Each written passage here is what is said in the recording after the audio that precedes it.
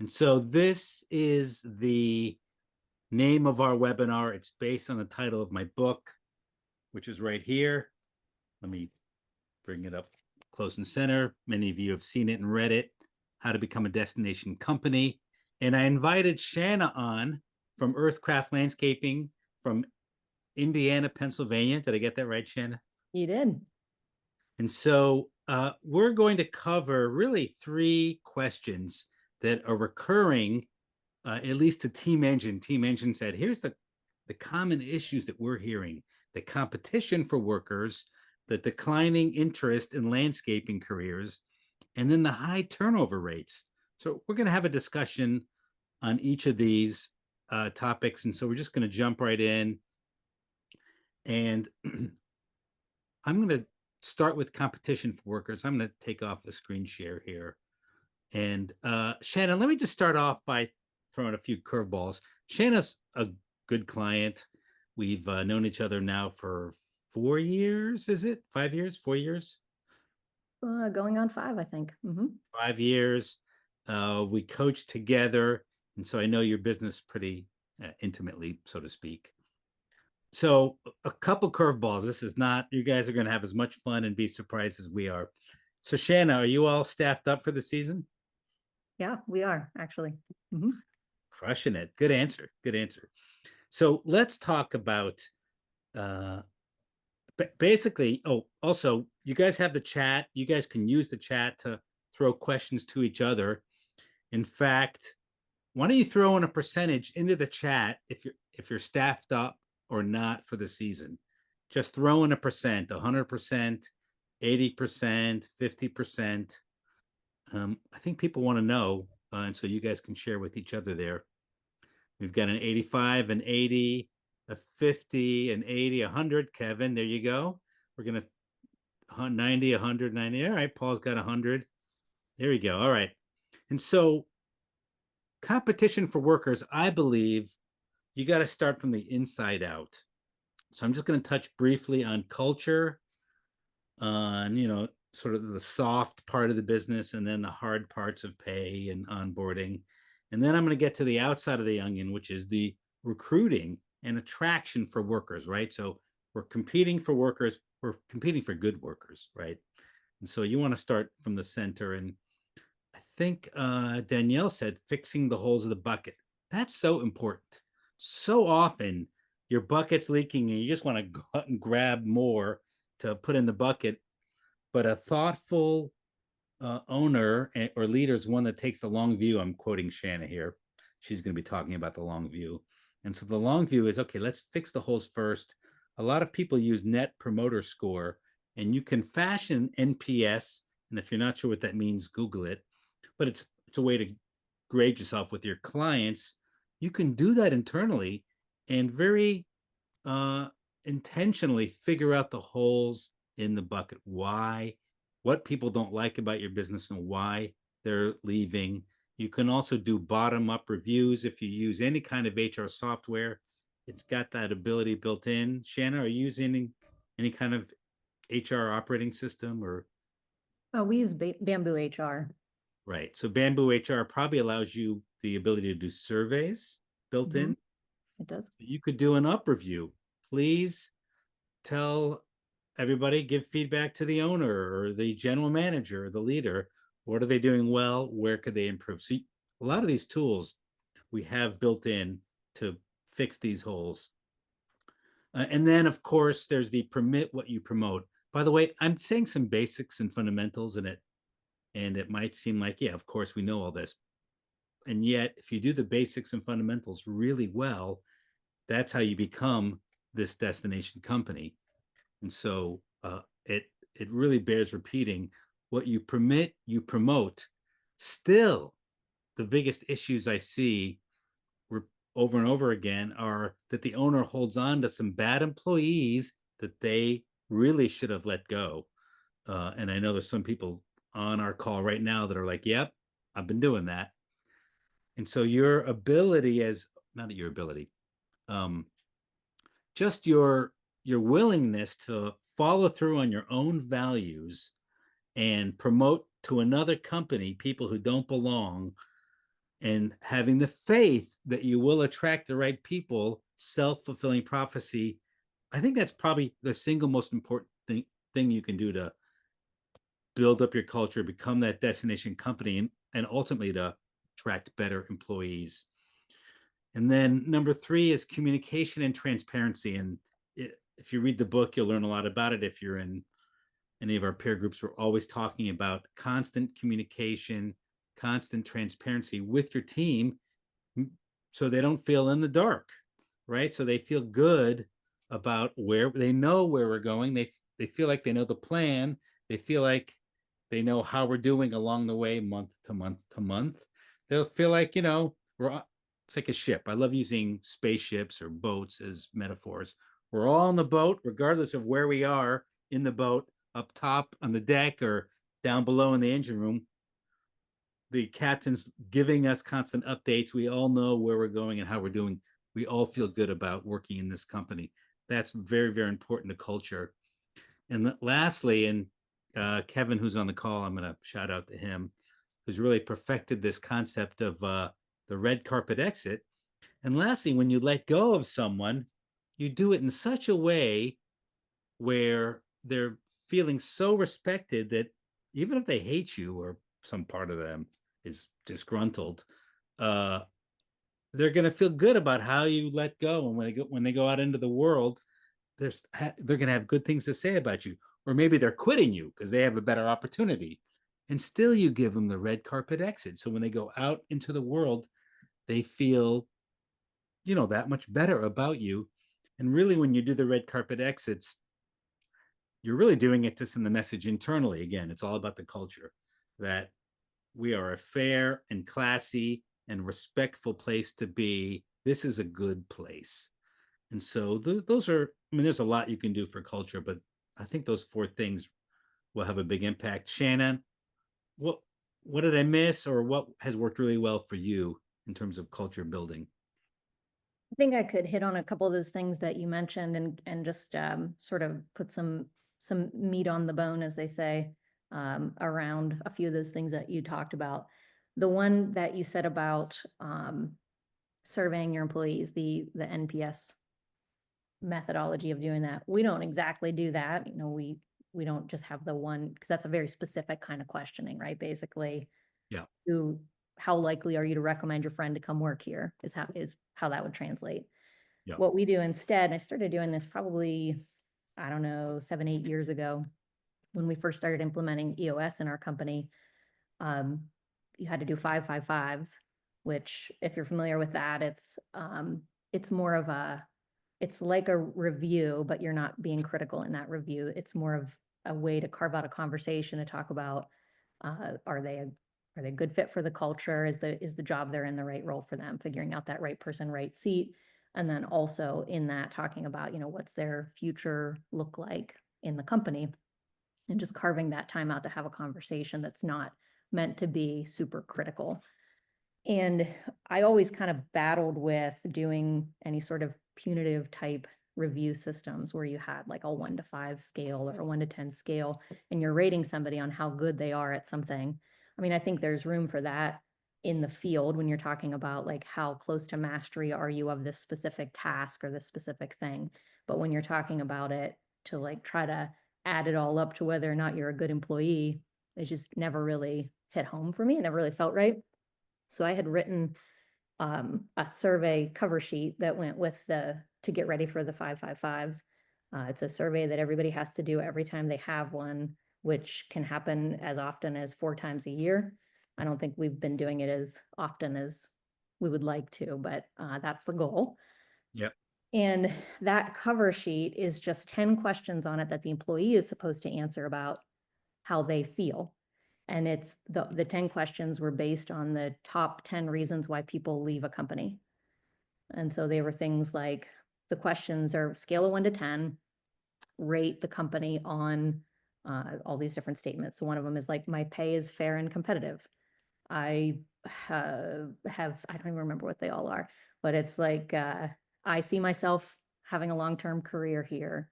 The company's benefits are adequate or good or whatever. Yeah. And so they have to rate it on a scale of 1 to 10. And what I think that does is it enables them to queue up a conversation that they might not be comfortable having Mm, otherwise. So it's really yeah. hard to go and sit down with your employer and say, my manager, I don't think my manager's competent. Like that's hard to say. But if I rate that question of like, have faith in my manager's decisions, and I rate that as like a 7, I think we should probably talk about that, and that kind of can Or, flag that or for us. even the vision I have in my own career is a reflection on my manager in theory, right? Hmm. So a lot of those questions could replace just grading the manager. Yeah, yeah, exactly. Because I feel like those kind of ratings never, they're just, I don't know. There's just too much room in there for malice, I So think. you have taken the one question, how likely are you to refer our company to your good friend to work here? And you've broken it down into 10 questions that all point back to that. Pretty much, yeah. But it's meant to be a tool to open a conversation. So it's not like it's not going out to anybody else other than to the person who is reviewing them. And Yeah. then it allows us to start that conversation to say, okay, there's an issue here. What is it? And then allows them to be able to bring those issues to light. And then if we have to help them navigate that, we can do that, whether that's like a sit down with the person they work for or gathering information to see, is this just this person has this issue or does everybody have this issue? Yeah. Just a really great way to spotlight your issues. I think what you're saying is very valid. When we run consulting events, roadmap sessions with clients like we've done with you, Shannon, we're going to do again this year, we survey everybody and we ask them confidentially, 10 questions probably about the owner, about themselves, about the company, like all different angles. And they give us that feedback, which is important, but it also primes their heads themselves, so that when we do the intensive strategic planning, they're all primed. So I think this concept that you're mentioning is really valid, the priming the pump of creating um bases for fruitful conversations. Pretty well. So that was one thing that popped up as you were talking, and also the communication and transparency. I think we always think we're communicating more than we are. At least I do. Like, oh no, I said that. No, actually, I just said it in my head. Or I said something and I talked it into obscurity. Like I've talked about it so much, nobody really knows what I'm talking about. Uh, Wait. The more you talk, the less it's understood. Is that what you just said? Sometimes, yeah, sometimes. Okay, keep going. You can see that happening, right? Um, so I think that it has to be baked into your meeting pulse that you have, whether that's, I mean, and that's throughout the whole year, but different touch points. So beginning of the year, we have a kickoff, end of the year, we have a wrap up. For us, we're seasonal that way, so we actually do have a beginning and end of the year, but I think even if you worked year round, you could still have somewhere where you cut it off. You have to cut off your fiscal year somewhere. So if you did a wrap up and communicated how you did, and then the next at kickoff, then you're talking about what are the goals and what are we trying to do this year, and then monthly we check in on those goals to share it with the whole team, and then weekly we have the crew leaders all get together for a weekly L10 meeting where they're all talking about any issues that they have, and so and that's just part of the meeting pulse, but like knowing what that pulse is and then building out that time and that part of your culture that allows people to bring things to the table to say, this is an issue. I might not have a solution for it. I need you as a team to help me solve this. Or this is an issue I'm seeing. I just want you guys all to be aware of it, or whatever it might be. And just kind of carving out not just the idea that there's a permission to do that, but also here's a time, there's a forum, there's a method to it, so it functions as a regular part of your culture all the time.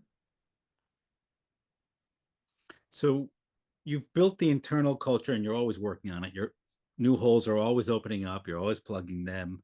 There's always new dynamics with new employees. Uh, but then you also have to get the pay right. And I think we'll talk about this a little bit later, well, either later or now. But you have to get the pay and the pay scales right. And that's very individual. In Indiana, Pennsylvania, they're going to be different than I see Kevin online here from Cincinnati, right? So the pays are going to be different. They're going to be different if you're in LA or, in a rural part of the country. Pay according to Maslow, depending if you pronounce the W, according to his hierarchy of needs, pay doesn't motivate people, it only demotivates them. Isn't that weird Hmm. how it only now a lot of you are going to say, no, no, no, no. I have employees that are really motivated by pay, or gosh, my Hispanic workforce will change companies for 50 cents. For every story I've heard of that, I've heard many more stories where no, no, it's the culture that they're being attracted by that because you don't have the culture. And Mhm. so if you've got a strong culture, uh, you're going to be less with a gun to your head on the pay issue, but you got to get the pay right. So pay demotivates when it's too low. And so you've got to get it up to where you want to be. And if you want to be ahead of the curve or on the leading edge of the curve in your town or community, that's fine. Right. But you want to be in that, let's call the upper half in the upper range. I think the important thing is that you're a growing company and that there's room for advancement. And if I come work at your company, that's very clear to me that you're going to take me once I'm in your company. You're going to onboard me first off.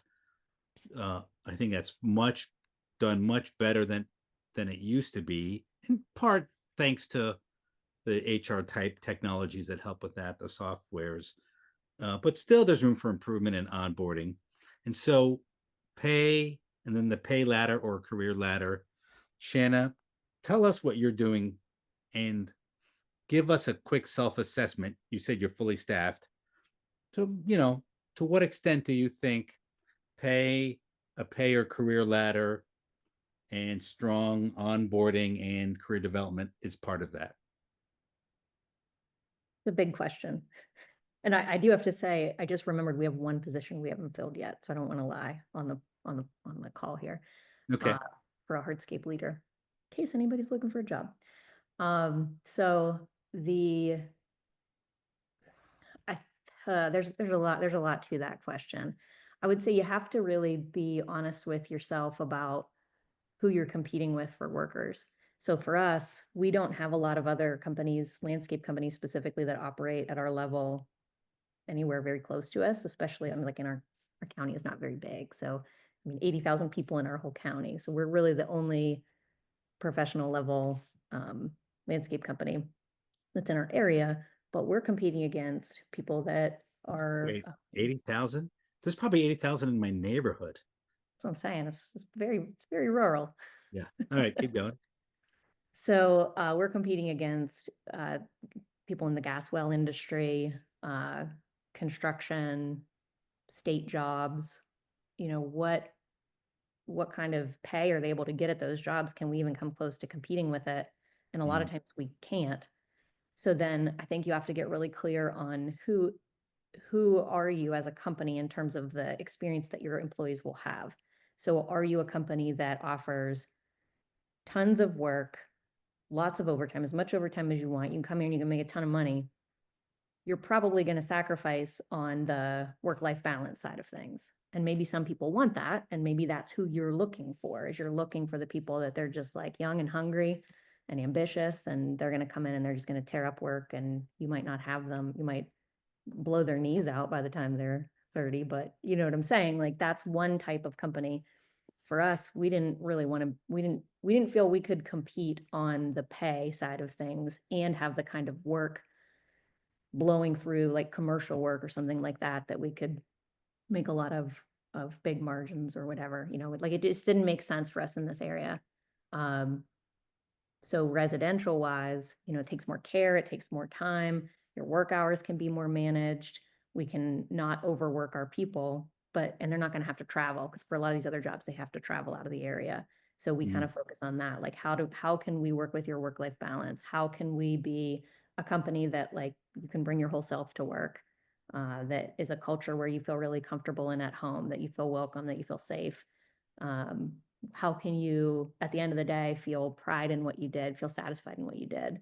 And just finding the people that that's what they're looking for more than just really high pay. And just getting clear on that. Yeah.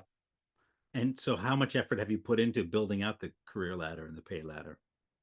A lot of effort. And so Emily, my general manager, she has made that a really big focus for herself. And I will say that our pay is very fair in our area, especially. And we try to stay ahead of it. We try to look at it and say, Wait. So just to clarify, your pay is fair, meaning you're above average for compared to other landscape companies if or we other were companies? only competing with other landscape companies, I think that our pay is great. Yeah. But that's not who we're competing against. Yeah. Yeah.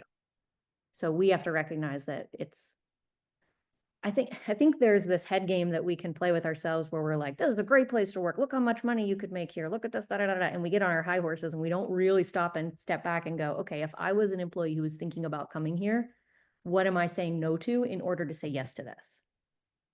And what boxes would it have to check in order for this, realistically to work for me from a financial standpoint? Yeah. Okay. So back to the career ladder. Um, Mhm.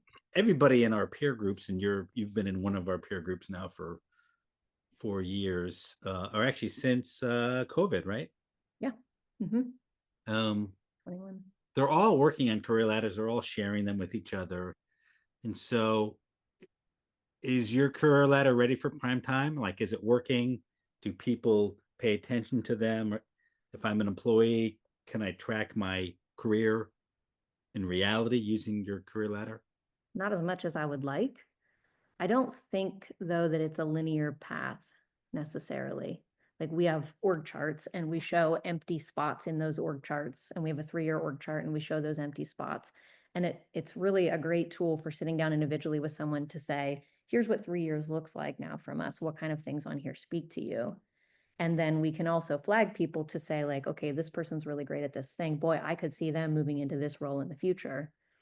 And so it's very dynamic. It's not linear. Like I remember years ago applying to work at Enterprise Rent-A-Car, and they had this beautiful chart that showed like you do this and then follow this line and you could be here and you could do this or this. And it was like this ladder, basically this horizontal ladder that Mm, you would walk down. But then, and I didn't end up working there, but I did work in corporate America for a period of time. And it was again kind of like this ladder sort of thing. And I just think that's not fun. I don't know, like it's so cookie cutter that it's like, okay, you're gonna do this, and then you can do this, and then you can do this, and then you can do this. And I just don't think it's individualized enough. So I think that you still have to, you can have that look at that looking forward and saying, here's the picture of where we're headed, and here's the yeah, role we're gonna need in the future. yeah, And here's the kind of skill set I would want to see in somebody that filled this role. yeah. But then if you take out that conversational element, like you're just kind of missing the point, maybe. It's funny you say that. I'm going to do a little uh 30-second shout out to our annual event. I'm just going to pull it up here on screen real quick. Our Summer Growth Summit, where we're going to visit Shill Grounds Management. And Shill is commercial, but they also do residential, and their 31 branches. And one of the speakers, uh, he's going to talk about how he built his team, and then he helped each team member build their team. So it's a pretty big team. And one of his secrets is having a 5 to 10 year conversation with new hires. In other words, he has that custom conversation in the recruiting process. Here's the path I can see you going in our company, whether it's changing positions or just growing. And they do a very good job of painting that picture. And in fact, you're going to spend 5 years here. And then if you really want to, I could see you jumping up into this position, and you're going to get another 5 year boost to your career. And so it'll be interesting to see uh, well, how it plays out. And so there's a little bit of inspiration for you there, Shanna. If you really could have that conversation with every recruit, I mean, you really have to get to know them a little Question, bit. What's that? right? That's the question though, right? Like how scalable is it? Well, I don't it's know. it's worked for the person who'll be speaking. I'm going to put a link into our chat if you want to learn more about that. Um, but I think right to your point, you have to customize it. Someone's got to care enough. And I've always said the onboarding is really the most important step. And even the recruiting, if you treated every recruit as if they were already an employee, you would take that amount of time up front, right? Mhm. Because you'd want to really pull them in on the onboarding. And so if you get really clear on who's a good fit, then in the interview process, you really can spend a lot of time showing them that path forward. Mhm. Just to underline the point you're saying there. Anything else on the pay ladder before I go to the last step here? I think that being proactive on it goes a long way. So looking at it regularly and saying, is this person underpaid? And then if they are, giving them the bump that they need without them asking for it. Mm, sure. Yeah, asking for it means we don't actually have uh, a rhythm for reviews and pay raises, is what you're saying. So Mhm. shifting out of that old way of doing it to just in general a more proactive way. Yeah, that makes a lot of sense. And you need help doing that, right? You have a general manager. Mhm. You're not a $10 million company or 20 million with a general manager, but you realized early on in the building of your business, I'm a great visionary, I'm a great salesperson. Somebody else has to organize this thing. Uh, and I think that's super important to implementing a lot of what we're talking about here is having the support staff and whether it's a GM or just key positions to do that. Mhm. So lastly, competition for workers is about marketing and making yourself known. I'm a big believer that the effort in external marketing should match the effort in internal development. Meaning, if you've got a weak internal culture, you can't overcompensate with more marketing. I mean, you're going to try to, but it doesn't really work. It backfires. Uh, People research you and they're like, I don't think it's a place I should work. And so if you find that you're like, oh, I really got to put more money into marketing because we don't have enough people, you really need to balance the effort out and work more on the culture and then match that with your marketing. So I really like to see both of those um, be increased sort of at the same time, a little here, a little there. And it's hard to do, right? Because when you need people, you need people.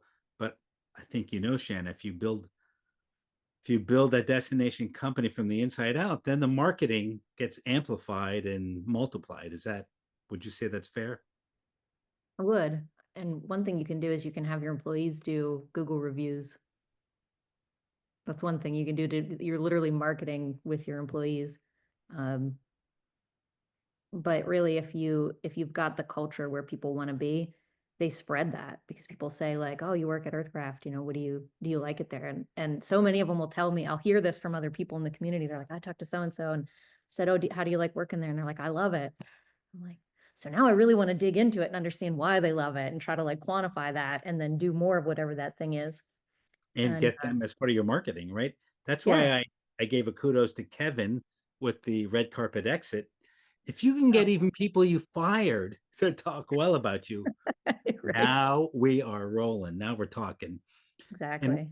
so once the culture is going well, you've got to do social media marketing for employees. It's different than for clients. Sometimes it can be the same, right? You can market your great culture that can attract clients, but sometimes you just need to market, for example, before and afters or however you're going to do it to your clients. So you've got to think about social media marketing for your employees as a specific investment, um, and that will get the word out. But you can't paper over a bad culture with that, right? That's what I'm saying. You have to do the two together, and then internal incentives, referral incentives. A lot of you will say, "I've done that; it doesn't quite work." And what I'm saying is, go back and revisit it. Maybe it didn't work because you had bad employees and they would refer bad employees, or you had a bad culture, or it was just a bad time of year, or it was a bad year that year. I don't know the reason. I'm saying it does work. We've seen it work very well. And just because it didn't work last year doesn't mean you shouldn't try it again.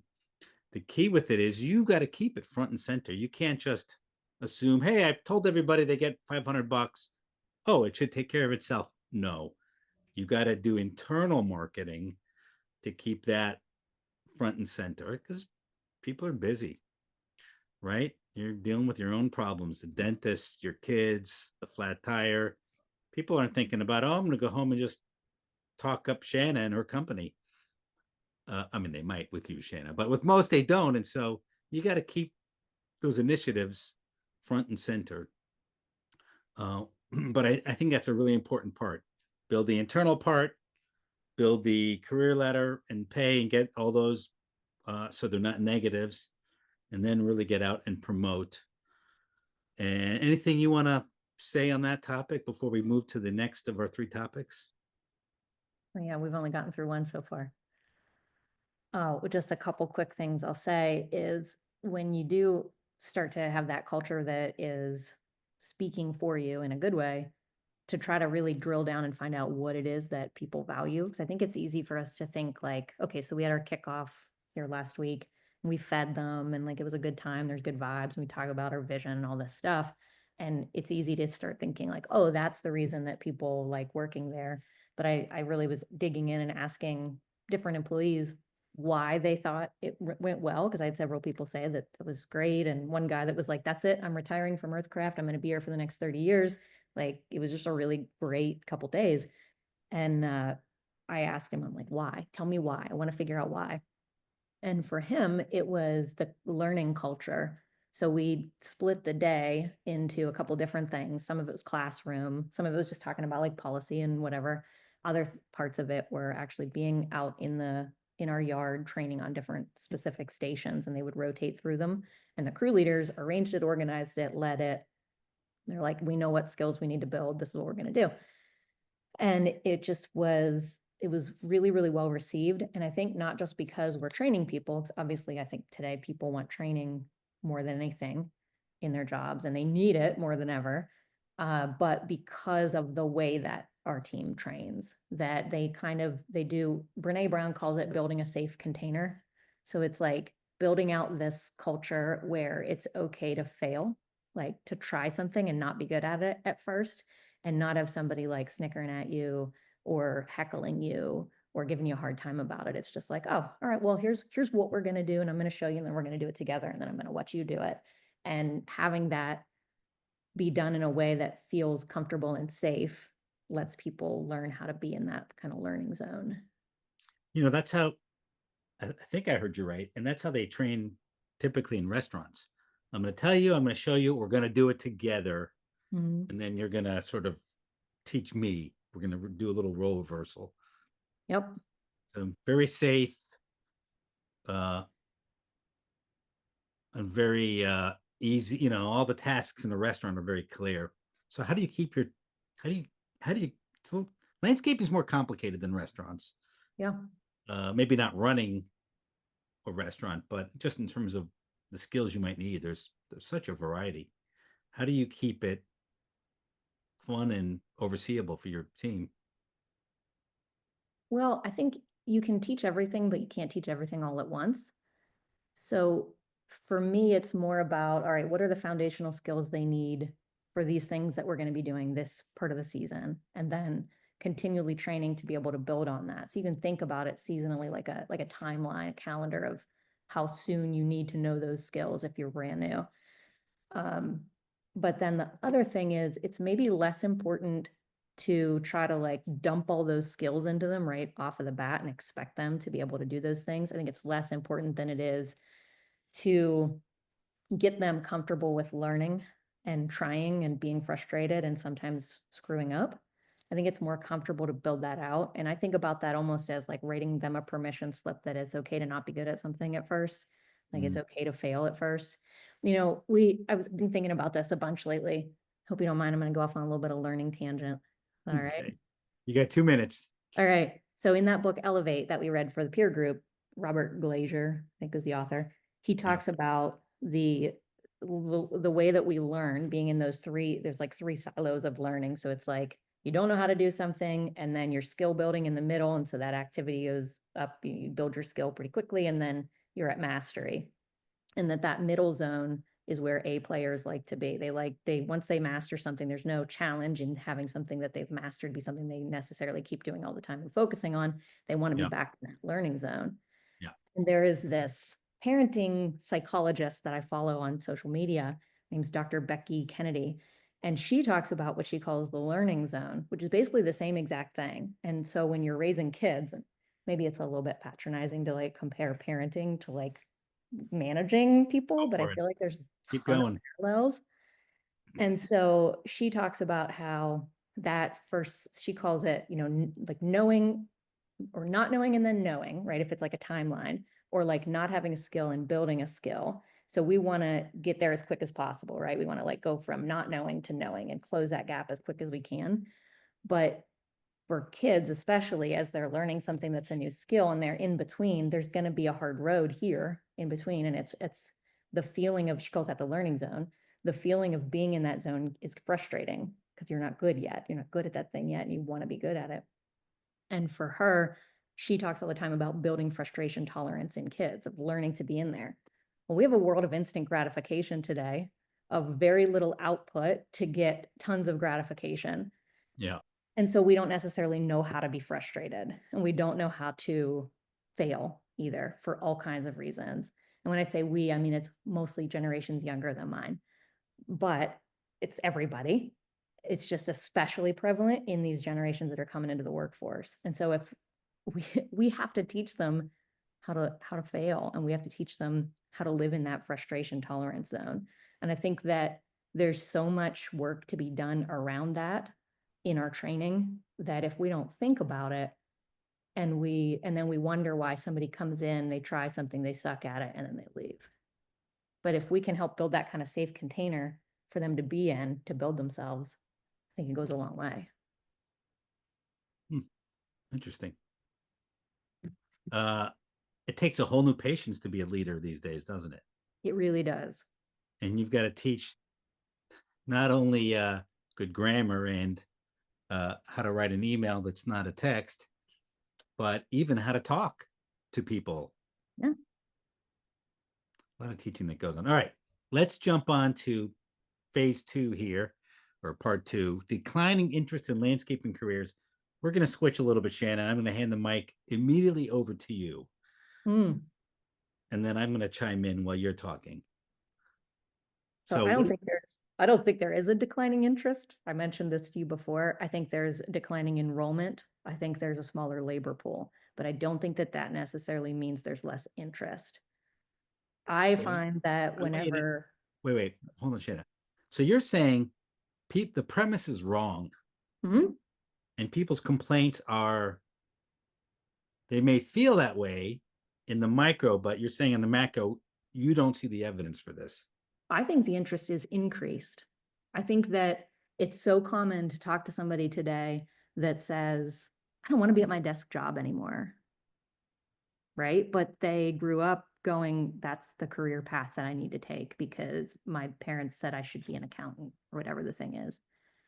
I don't think there's any less interest in being outside, in creating something with your hands, in having a job that you feel good about at the end of the day. I don't think that there's less interest in making things grow. I think there's more interest in that than ever.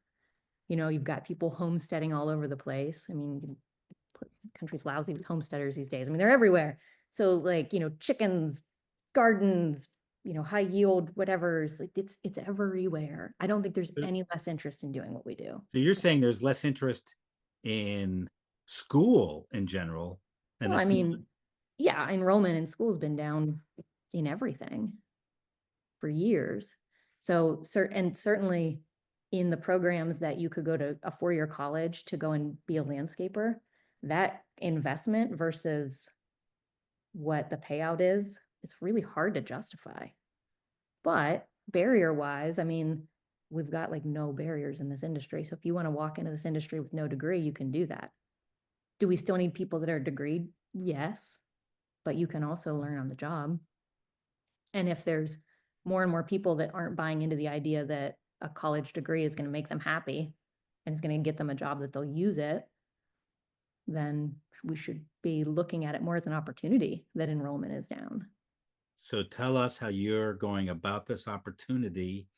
And I mean, and there's two things here. There's how you can go about the opportunity to help your company today, and then how you can go about the opportunity for the long haul to help your company 5 years from now. Yeah. So I think the way that you can capitalize on it today is that there are a lot of people that are unhappy in the jobs that they're doing. And especially since COVID, they're looking for reasons to not be inside. And so you can try to write that into your job postings. You can make it really clear that they don't have to have work experience in the roles that you're trying to hire. You can maybe find ways to be flexible in your hours, things like that, to try to recruit. That's getting into like recruiting non-typical types of landscape workers. Um, but basically just become aware of the fact that people are looking to, what are those buzzwords? Get outside, work with your hands, be satisfied with your job, plant flowers, make the world beautiful. If you're into sustainable work, if any of your work follows that, that's a huge thing right now. People that went to school for environmental science, for example, I'll ask them, I'm like, oh, what did you plan to do with that when you went into school? And they're like, I don't know, I just wanted to work like with plants and stuff outside, whatever. There are tons of people that had this idea in their mind of what their career would look like, and it doesn't look like that anymore. Didn't end up looking like that, and now they're not happy. So if we can try to kind of target that today, that's one way to leverage that position. And then the other thing, it is definitely more of a long game, but I try to be involved in the schools locally. And this is maybe easier for me because we don't have all that many schools and students and whatever. But I know every guidance counselor at all of our county schools on a first name basis. I Yeah. volunteer to help with things like they'll have a countywide career fair.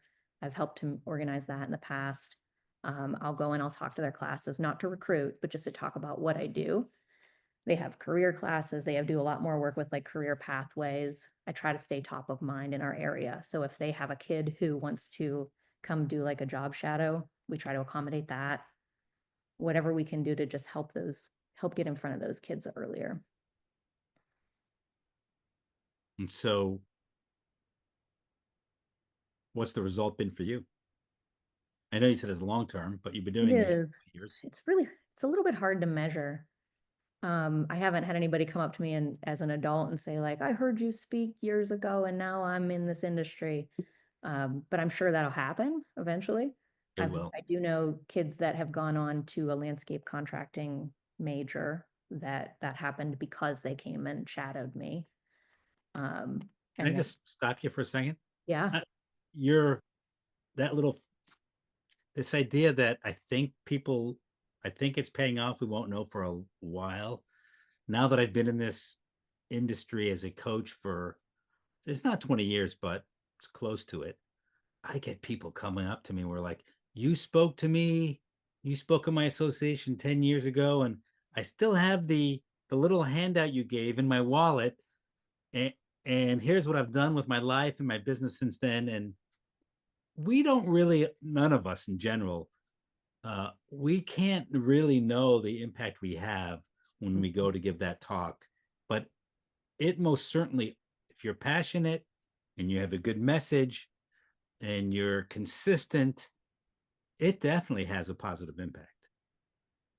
and I'll say even at the college level, we don't have a lot of density to pull from, and there's a lot of competition. If I go to Penn State, for all the bigger the major is, and Penn College, but the effort that I have made is to have personal relationships, like one-on-one, get to know the people in those majors. And because it's a small group, you can actually do that. And so I do that by not just showing up at the career fairs, but I'll go and offer to teach a class. And a lot of universities love to have industry people come in and teach. And so then you're not only getting in front of those students and teaching them because I'm always trying to think about like, what's in it for them? How many of us sat in classrooms and we just listened to companies go on and on about how great they were? Yeah.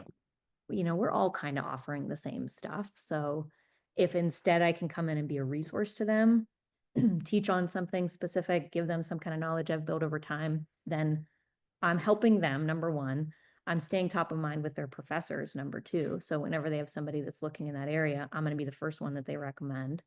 you Right. know, and then number three, those those people are going to be in the industry. They're going to be our, you know, our incoming leaders. I want them to be able to have that relationship with me that they can reach out. I can help them. They can help me. Maybe they end up at my company. Maybe they don't.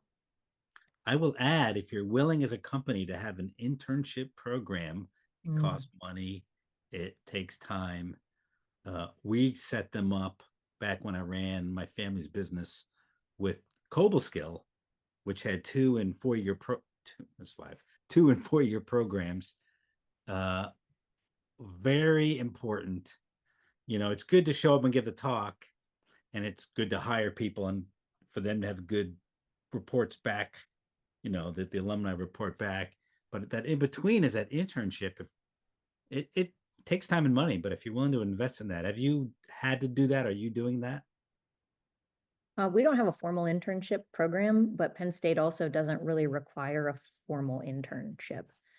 So if somebody wants to come do a program, we'll make sure it's well-rounded. That's what we've done in the past. But I don't think there's even a credit built around it Got it. that I know of. You have also invested in doubling your workforce by trying to attract more women Mm. into the contracting side of business. So just tell us a little bit about how that's worked. Yeah, women, that was always the focus for me. And that was part of the reason why I wanted to like get in front of classrooms, especially at the college level, just to be able to stand in front of them and be like, landscapers can look like me too, you know, like I think that, I mean, if it's a male dominated field, we know that. And it's mostly just very masculine, or historically has been very masculine heterosexual males.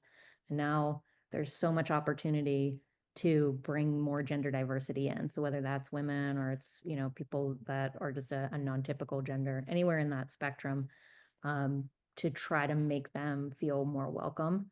Mm. And I think they whenever you meet somebody that's not, you know, your standard typical masculine heterosexual male, and especially when they're a student, if you the more that you can just try to like connect with them and let them see like, hey, this is a safe space for you to be too, the more likely you are to be able to start recruiting more diverse workforce. Otherwise, we're cutting out so many potential employees, and it's a shame because more diversity in a workplace benefits everybody.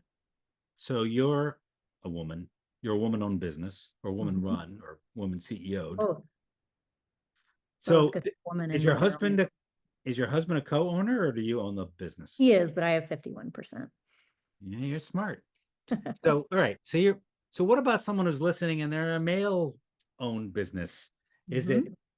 good enough or is it good or enough to have a female recruiter spend time doing what you're doing in colleges? Will that work?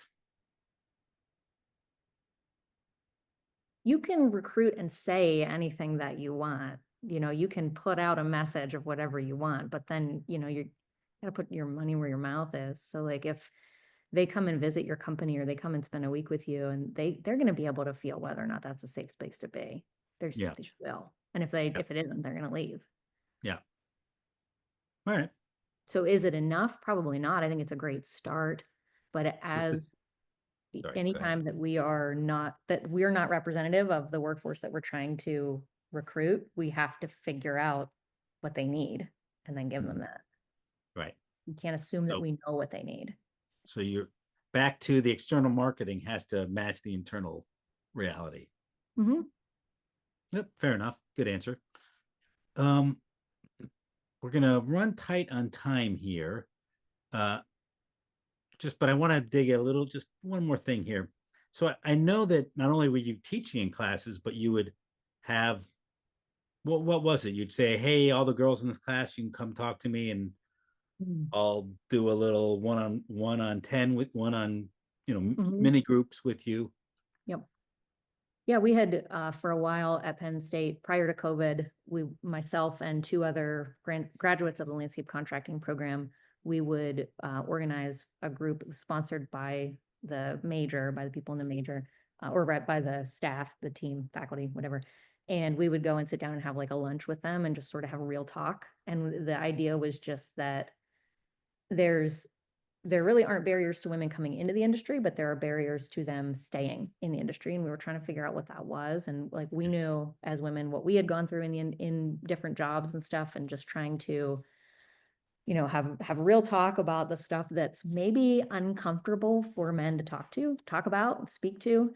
And when those young ladies were going to be going into the workforce with potentially no other women around them in their employment, who are they going to ask those things to? They don't have anybody. And a lot of times the male owner of a company might not know how to have those conversations about all sorts of things. And it was a real good time. It was really fun. We had laughed, we had a good time, told stories, had a lot of bonding in that. It was really lovely.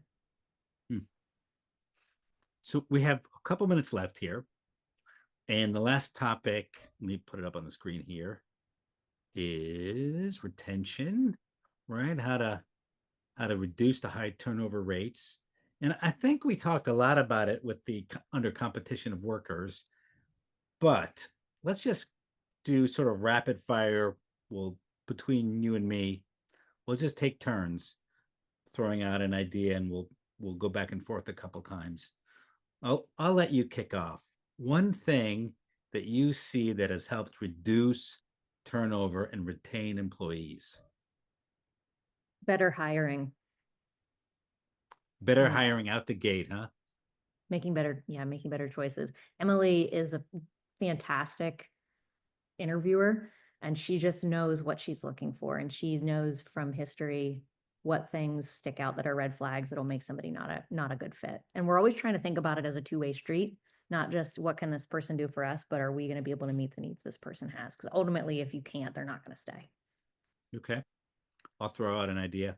Um, People often stay in companies even if there's something they don't like because of their friends. Mm. So spending enough time, allowing enough time for parties, for bonding, and not just work, work, work, work, work, go home.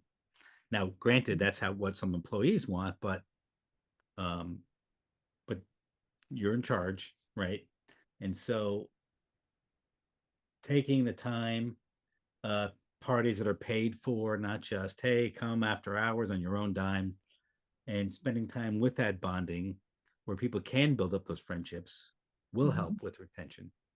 Mhm. Um, I would say listening to what they need from a tool and equipment standpoint and then delivering on it. Give an example. Um, it's crazy to me how many people will tell stories about past places that they worked, and they're like, we had one wheelbarrow and the tire was always falling off and it drove us crazy. But they just want to do a good job. They want to look professional.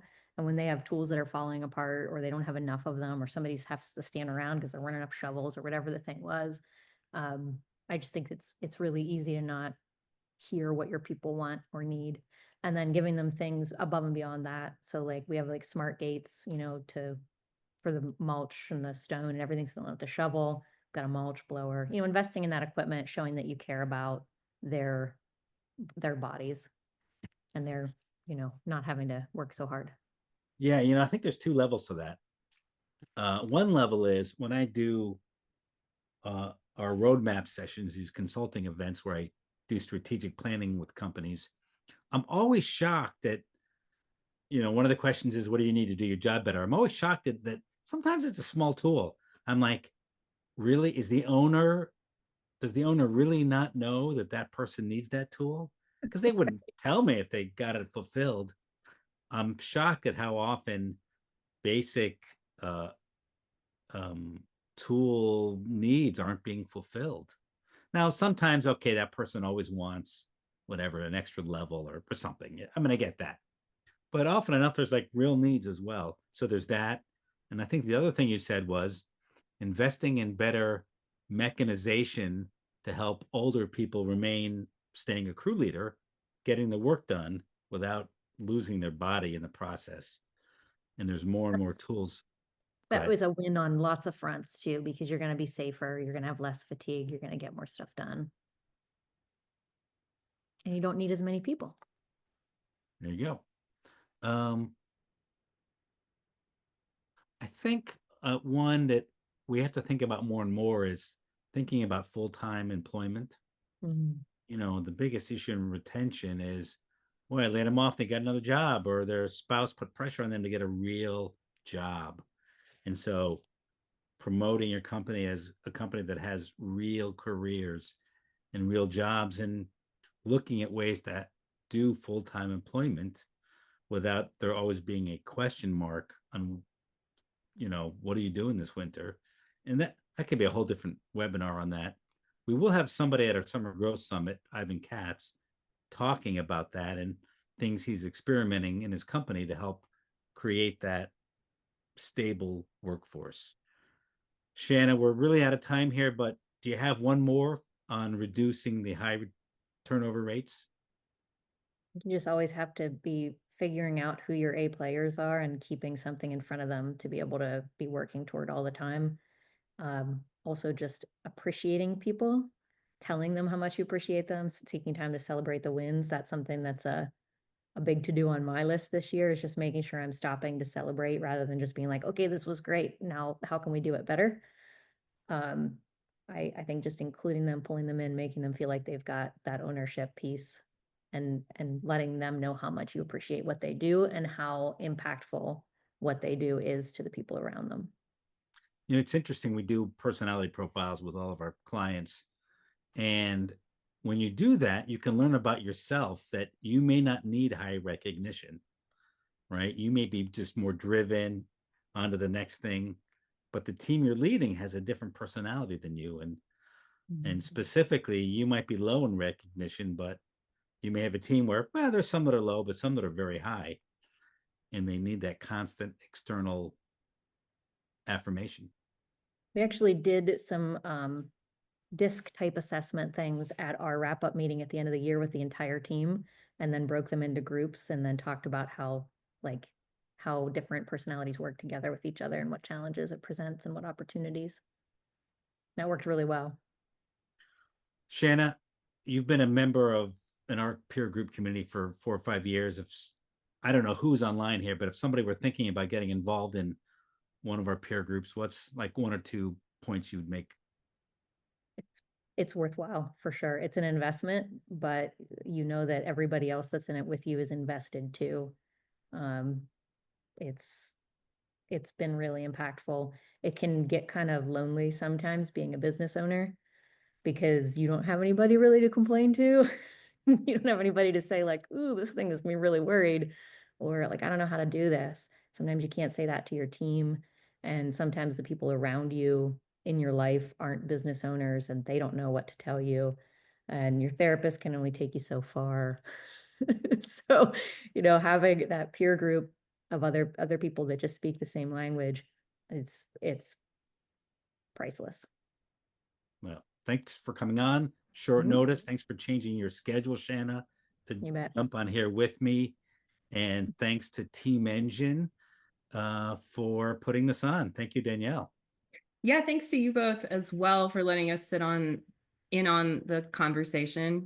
Jeffrey, always just a wealth of knowledge to share. We're grateful to have you as a Team Engine partner. And Shanna, thank you as well for joining us today. Your insights are really helpful at kind of putting all of this into context and giving it some color. So a lot of really good, timely, relevant stuff discussed today. Hopefully it helps everyone get those percentages up, from the beginning of the call up closer to 100, or, because so much of this is a long game. Hopefully by this time next year, everybody's able to be 100% fully staffed at this point in the season. So thanks to all of our audience members as well for staying with us the whole time. And just a reminder to look for that recording later today if you want to share that with anyone in the organization or refer back to this. And we will see you all at the next one. So Danielle, I can yeah, send you a link so yeah, people can download a free copy of the book. sure. Yep. I'll And send that. so we'll put that in the follow-up email, and we'll also have a link to Jeffrey's session, the Summer Growth Summit, later this year as well. Awesome. Appreciate it. All right. Thanks, everyone. Have a good one. Thank you. See you at the Thank next one. you. Bye. See you. Bye.